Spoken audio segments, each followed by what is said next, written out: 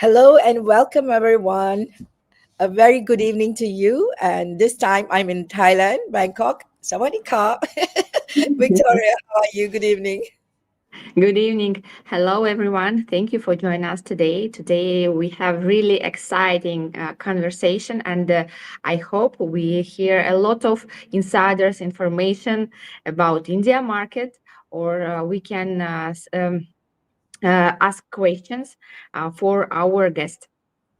Yes, indeed. And before we introduce our guest, we'd like to remind everybody this is a Beyond Business live series in conjunction with our International Investors Forum happening on February the 23rd in Singapore at the Raffles Town Club. Our diamond sponsor, LKS Private Wealth. Thank you so much for joining us in this journey. My name Dr. Azeeza Jalaludeen, founder of Go Global, Shine Go Global Singapore, and my joint partner in love, Global Invest, Victoria. Thank you so much Thank for. you. Thank you, Aziza. Yes, so this series that we have put together, last couple of sessions, you have been listening into people who are showing up and people who are part of the journey of this important series and this investment forum that we put together. And we are going to bring you exclusive sessions with some very prominent, fun people and definitely wise people who are in the conscious investment space, creating impact, and also working with investors and business leaders to bring about a change in the world. That is exciting, isn't it, Victoria? Yes, indeed. And so we have today with us Rotarian Manpreet Singh ji. And Mr. Manpreet is the president of the Indian Chamber for International Business and also in International Chamber for Investment, right? So I'm going to invite him in and let's call him in before we give the whole. I want to see his face when we say out all these accolades he has and all the wonderful. Welcome, Manpreet Singh ji. Can you hear us? Yes, I can hear you very loud and clear. Hello, everyone. Good evening and good afternoon, as the place you might be. Yes, thank you so much for joining us. And while you are on the screen, this is when we want to say thank you. Being such a veteran in so many different areas of business, in the education space, you hold a very important, being an ambassador in the Ministry of Education at various areas and with different projects. You are also holding many board membership role in various association and chambers. Of course, you're the director, International Service, Rotary Club of Addiction Prevention, and you're also the past president. You have a whole list. Gee, how do we sum up and say one thing about you? Can I say it? You can, I think, say that I'm a decent, normal Indian. Oh, I love that. And I would say you are a game changer who's committed to humanity and committed to the growth and connectivity of the business world to India and India to the world. So thank you so much for doing that. It's a pleasure and honor to be part of this session and to have known you since a really long time. It's really a pleasure to be here.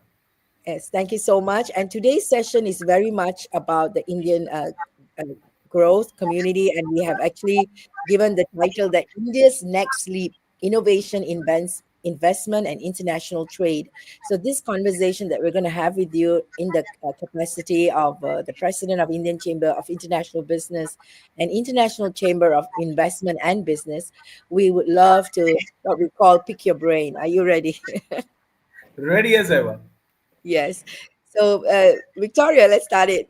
Yes, thank you. So I need Uh, to be the grilling, right? Yes. It's a big pleasure and honor to meet you today, to talk you and ask you some question about Indian market. And our audience today, I think, has a unique opportunity to hear your opinion based on your many years experience. And Thank uh, you. first of all, or maybe Aziza, you ask about Indian market, and my questions can finish our Okay. conversation because I want to talk about risk. Absolutely. So, what is the so first of all, we want to know what are the key sectors that will be drive that is driving India's next big technology and economic leap. What is the key sectors right now in India? See, the world is changing very fast, as we can all see. And the technologies have become very disruptive. And when we see what has happened in the last 1 month, if I may say so, especially in the tech space, the whole world is shaken up by the AI advancements that have happened. So the world, as we know, changes on an hourly basis today, as compared to our previous generations, where the tech changes were happening every 2 decades or so.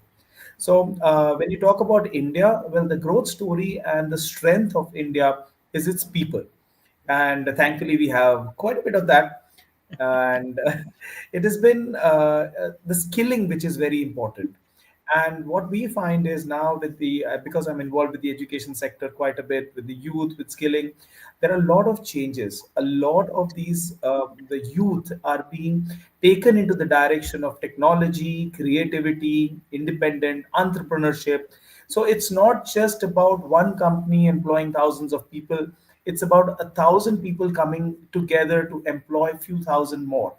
That's what is changing the entire demographic. And when you look at this, the biggest change in technology and the sector wise, if you ask me, is going to be AI, ML, EV technologies, hybrid technologies. And when you talk about robotics and animation and automation, that is going to change the manufacturing industry forever. And the computing power that is being generated because of AI and reduction in the size of computing equipment. Imagine any engineering factory which has got access to hazardous equipment or hazardous chemicals would be run by robots, and that does not mean that robots are replacing humans. That's definitely not it. In fact, it is going to be taking two humans to run one robot, because it's not just one person who's just running the system. It's a person who's going to service the robot, update the software, create content for the robot, write programs. So there's an entire ecosystem behind modernization. People don't look at it like that. Everybody says that, oh, one robot will replace 10 people working in a factory. That's so not true. And it is this that we need to realize. So tech sectors, agriculture and sustainable food is going to change the world completely. India is one of the largest agri-producing countries, and modernization techniques are taking over even for small farmers. And agri-tech and climate change, access to climate data and climate model, planning for sowing seasons or reaping seasons. This is going to increase food productivity, food processing, utilization of proper food.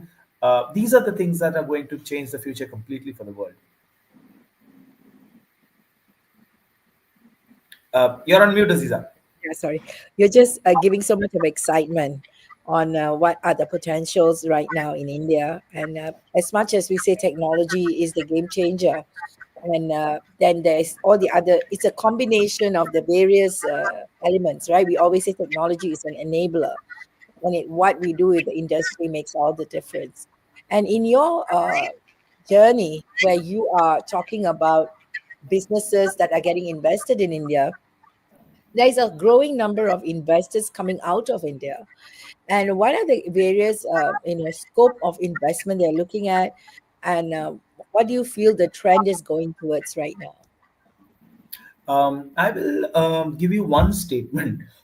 Sorry. So India's share in global trade is about 3%, approximately, give or take, whereas a few centuries ago that used to be 30%. So Indians are realizing that this is the potential, and traditionally, Indian companies in the last, uh, let's say, 7.5 decades since independence, we have been pushing more towards exporting our products to the Western world, where Europe and Americas were the major markets. And that, I mean, we trade with US, for example, is 250 billion. That's our largest trading partner. But when you talk about the global south, you talk about the rest of the world, the potential is just unlimited. And people have realized this. So the number of Indian companies that are investing globally has gone up exponentially. And investing does not really mean for just the large corporates. They've been doing that since a really long time. It's the SMEs, the medium companies that have started growing internationally. And that growth cannot be measured very easily. It is a faster growing potential, because at the end of the day, let's say a proprietorship company decides that, okay, I see a scope in this country. Let's say you're sitting in Thailand. So we say that, okay, there's this company, let's set up in Thailand for the ASEAN market. I don't, as a proprietorship, need to go through channels and hierarchies to take a decision. I go there tomorrow, I set up a company, and I begin. So that enabler is very fast in the SME sector, and that's why the deployment of capital is very fast, the growth is very fast. And the biggest advantage that happens with SMEs is employment generation. Because let's assume my company, we are home to Mumbai. We've been here since about 5 decades in operations. But if I have to set up operations abroad, we are already operating in many countries. I go there, I set up, I come back to my base, and I employ local people for the support. So that's how the growth story actually happens. And that's where the Indian companies are really going to South America, Africa, ASEAN. Philippines is the new buzzword in India, where we had not even looked. So a lot of opportunities in rest of the world. And I think that's what the Indian companies have realized. I have to say this. We were, nowadays we shine go global. We speak a lot with tourism bodies from various countries. And I was speaking to Zambia Tourism Board, and normally we ask them, show us your listed companies to see what are the potentials. They already listed local companies, and see if we can invest in them and create more value, right? So, guess I was looking at Zambia, and the lady opened up the list of listed companies through their portal. Guess what company is in their listed company list? Taj I'm sure Hotel. it will be Indian. Yes. I was like, Zambia has Taj Hotel set up. So you talk about the big guys, they already know where to go and where to invest. They take their own journey. Victoria, I'm sure you deal with a lot of investors exploring, and it's this group of SME investors are the growing market, isn't it? Yes, India this is a very huge and interesting market with a big, huge potential. I totally Yes. agree with Manpreet. And of course, a lot of investors find some projects in India. But I want to ask, I know a lot of investors are watching now from different countries. And of course, first of all, when they start think about country, they think about risks. Uh, based on your experience, could you share with us what kind of risk we can see if we want to enter to India market? I have an interesting analogy to give for this question. So I was at a conference, and it was an investors conference, and one person came and asked me, "Oh, we would like to invest in a safe business. Yes, What sector would you recommend?" So this my is response, unbelievable, like a fair story. yes, and what happens is my response is very simple to this. If you would like a safe business where you want guaranteed money in your hand, you should take up a job. You should sit at home and Yeah, you take your have a salaries and rest. all. Yeah, so because what happens is business is all about risk taking ability, and your perception of risk. It does not matter. So what might be risky for you might not be risky for me. The risk appetite is different. Right. And the higher the risk, the higher the reward. That is what we have to really think. So Yes, if this we is a are related thing. Yes, and if you are investing in 10 projects, I am sure that three would flop. Very sure. But two or three out of them would cover so much for the your next 4 decades of your profits that you would be happy. So, yes, the most important thing is to diversify your risk. Don't put all your eggs in one basket, even in India. And when you talk about risks, where the advantage is that we are a politically stable country now. We know where the policy is headed. We know the government is supporting. Prime Minister Modi has supported industry. We've seen the budget that came out. Uh, Left, right, and center, they are pushing industry to do what they do best. not think about too much regulation. So that's the biggest advantage that you have in India today. We shouldn't really give into too much of media. Like all over the world, the media is very much in their own hands, if I may say so. So nothing against them, but there are a lot of sectors that will exponentially boom, and of course there would be risks. But sectoral risks are there in traditional businesses today. For example, if you have a huge factory that is asset heavy, and asset heavy, I mean 90% assets and 20% liquidity, that is something that you should avoid. Yeah. Or you should get in to those sectors which are having assets which can give you leverage of at least 500%. It is very easy because in India today, the manufacturing sector is the SME manufacturing sector is struggling a little bit because of lack of access to finance. They have the orders, they have the growth story, they have the right mix of people, they have the right leadership. But access to capital is a problem because of various factors. And the potential that is there is about 500 to 1000%, which is huge. So yes, there will be a certain risk, but at least you have an asset to back it up, and that is what you really need to look at. Certain risks would anyways be there in any country, but yes, very little political risk. In fact, you have a opportunity for diversification right within India. I'll give you a demographic of India. Like, we have a huge country. Let us. You should treat us like Europe. To be very honest, different states have different languages, different food, different weather, different culture. So Mm. you're moving from one state to the other, everything changes. So, and also, for example, a company that is investing in a food business.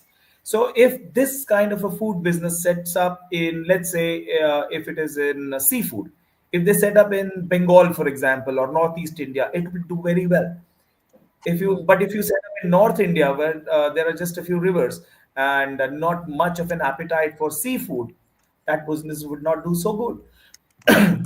Another example, for example, down south, we don't have winters. Imagine you are selling electrical heaters to this kind of an audience. It doesn't work. So you need to get your demographic of the country right before investing in any sector. And although everyone says that, oh, it's a country of 1.5 billion people, it's a huge market, you should know your target audience. It is very Yeah, important. Very, very. exactly. If you're making biscuits, yes, you have 1.5 billion people. But imagine that take those biscuits to the 1.5 million people is not an easy task. Yes. So Yeah. this is what you keep in mind about risks in India. Wow. Thank you I so much. this topic, I think the way that he explained, we can go on probably an hours of discussion on individual, breaking it down to, being investable and all that conversation, target market and everything. So what is what you brought up something like, the challenge that SMEs are facing to fundraise, especially in the manufacturing sector. So what are the current challenges faced by them in general, where support can be given from a global space or even in local space? Yeah.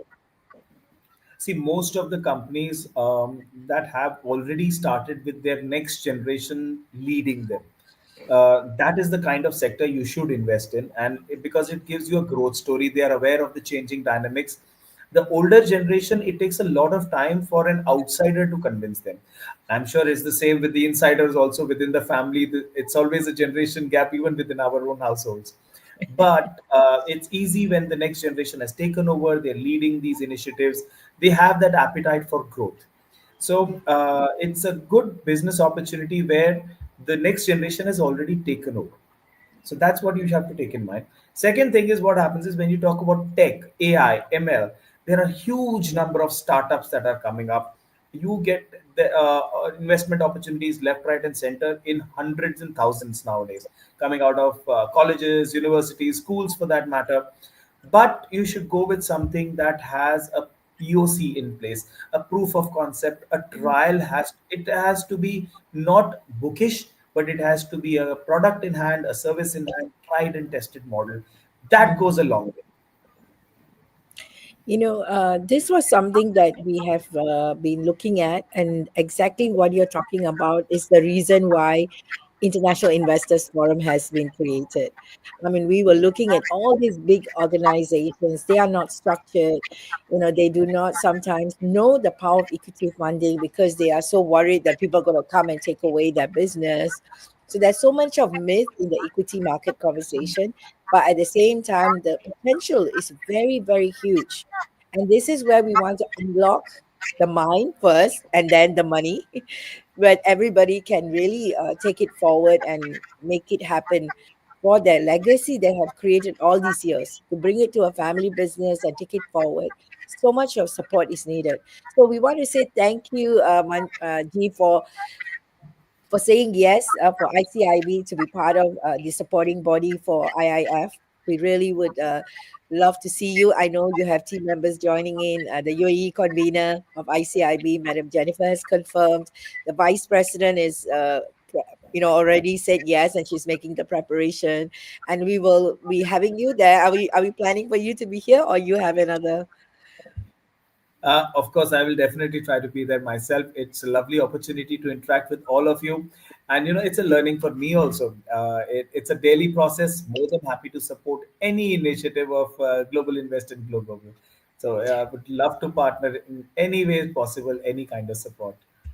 Thank you so much. So, what do Thanks you so have to much. tell those people who are coming to Singapore? What would you like to tell everyone about this forum, and what would be your uh, call for action for everybody? To be very honest, be there and see the difference between this forum and the others that you've always seen. And you will see the difference. That's all I can say, because once you have seen it, you cannot unsee it. Let me put it this way. Thank you so much. And Victoria, you want to add on to that to complete this? Thank you. This is a very interesting and important conversation we have today, and I'm sure that all our visitors today take a lot of information, and we hope you join us on our event. And thank you for your time. Yes, and I want to ask one final question before we close this session, which I wanted to, I told I will ask, so I want to ask this question. As a visionary of this whole ICIB and the work of India to the world, what is the one bold vision you have that India is going to be in the next 5 years? See, the whole idea is India has taken everybody together in their growth story. That is the biggest asset, and Mm. we are taking partnerships left, right, and center, as the country as a whole, and it is all about coming together and moving together. So it's like a herd of elephants that is slowly coming together. Once the ball starts rolling, you really cannot stop a herd of elephants, and we're taking the whole world with us, and that's what is making all the difference. Thank you. Thank you so much. And we really appreciate your time. And we look forward to meeting you. Of course, we regularly communicate on this. And we are so glad that ICIB is supporting the event. And we look forward to supporting all the members that is part of ICIB to go global and, be part of the work that we are doing. And we look forward to meeting everybody in India and in our events as well. Thank you, G. Thank you for your Thank time. you so much for Thank having you. me. It's been a pleasure and honor, and always here for you. Thank you. And thank you, Victoria, for joining in. Thank Thank you, you. Victoria. See you. Lovely interacting. Thank you so Yes. much. Thank you, everybody. So we have put into the chat all the chats the information on how to register for the International Investors Forum that's happening on February the 23rd in the Raffles Town Club, Singapore. So, as we said, this is an event that is bringing together visionary business owners, founders, most importantly, to meet up with business leaders who have their own journey of legacy creation, creating impacts, investors, family offices, that we're going to have a very fruitful interaction coming about to create strategies for powerful action that we're going to take moving forward. For those of you who want to showcase your business, because it's not a pitching event, don't come in expecting to see pitches. That's not what it's going to be. It's about interaction. It's about co-creation. I love what Mr. Manpreet Singh, Manpreet ji said. Come and experience it because it's not like any other things that you would have seen in your journey as well. So thank you, and we look forward to seeing you in the next exclusive session coming up on Monday.